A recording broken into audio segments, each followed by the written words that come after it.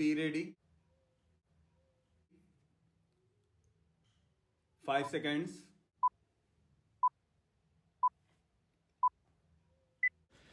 Start. Mr. Chairman, sir, I am very thankful to my honorable colleague for having made a very enlightened speech on the bill and the various issues involved. There was a considerable discussion on the merits and demerits of the legislature. I must thank various honorable members for the very learned and profound discussion which they have had here in this house today. While thanking them for that, I must say, since that question was not an issue before the House, I will not waste the valuable time of the Honorable House by replying to that. In the statement of objects and reasons of the bill, it has been stated that equal representation is the main object of federalism or something to that effect. While agreeing that is one of the purposes or one of the objectives, I cannot agree that is the sole objective or the purpose. Considerable discussion has taken place amongst the constitutional pundits. Essays have been written, books have been written about this question. While conceding to what my honorable friend has said that it is one of the purposes, the modern trend seems to be, as one of the constitutional writers has said, that it is not the equality of the states that is the main purpose, but what it calls it is the essence of statehood that is the main purpose. What is meant by that statement is that in view of the diversity in a state, the various interests in a state, the various sections of the people which constitute a state, it is the representation of some total of the essence of statehood that is represented in the upper house. I think there is much to be said on that. Sir, I was going through the discussion that took place in the Constituent Assembly. Nobody referred to this aspect of the matter because it seems there was a consensus that the second aspect of the problem, as discussed by constitutional writers, it is the essence of statehood, namely representation of the various interests, diverse people, diverse cultural and other aspects, which is the purpose of the representation in the upper house.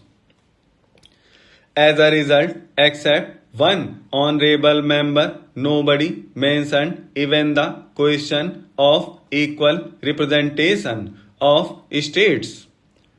The main emphasis was on whether there was necessity for a legislature, and on these lines we have had an excellent treatment of the subject in the House.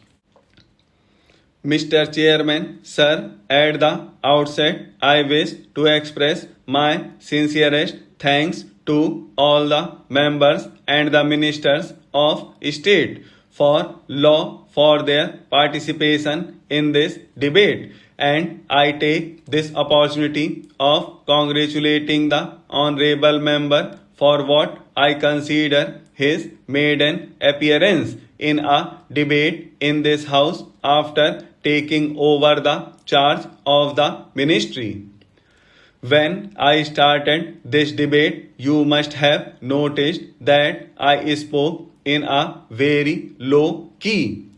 I spoke in a low key because I was apprehensive that as my amendments are to curtail the number of members of some states.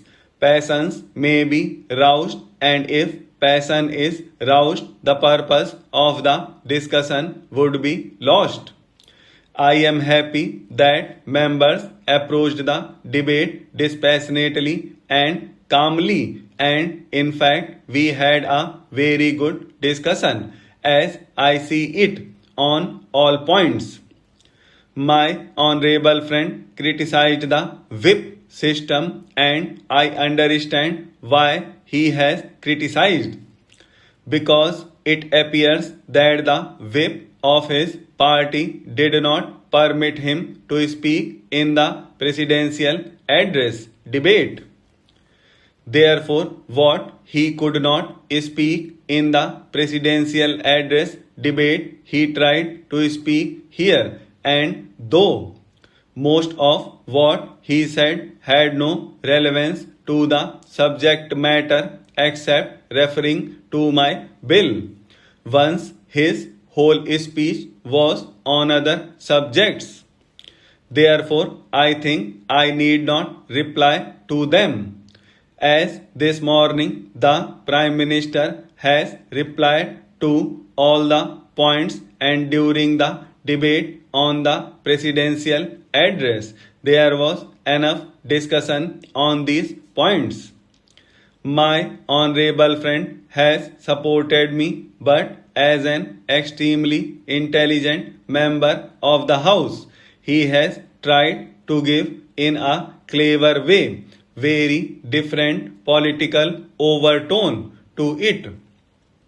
He said that the bill should be the first step for increasing the power of the states.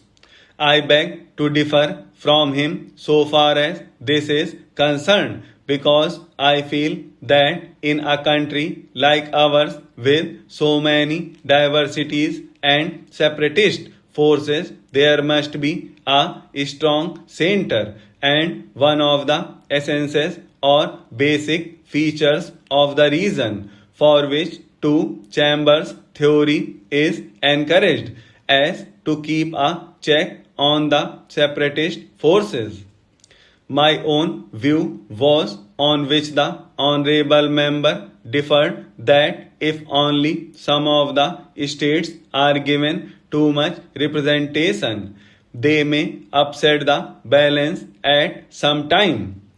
The bill to give more representation and powers to the states is not welcome, as this shall lead to rise of the separatist forces.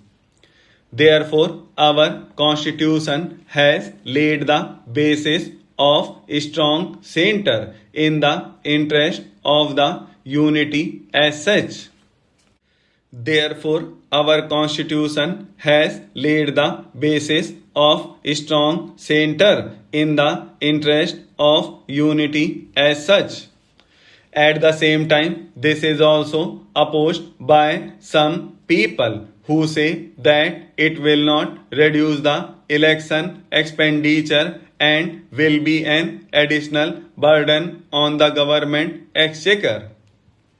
In Europe, in some countries like Germany, France, and also in Japan, this state funding system has been successfully implemented. But in my opinion, instead of giving it in cash, it can be paid in kind.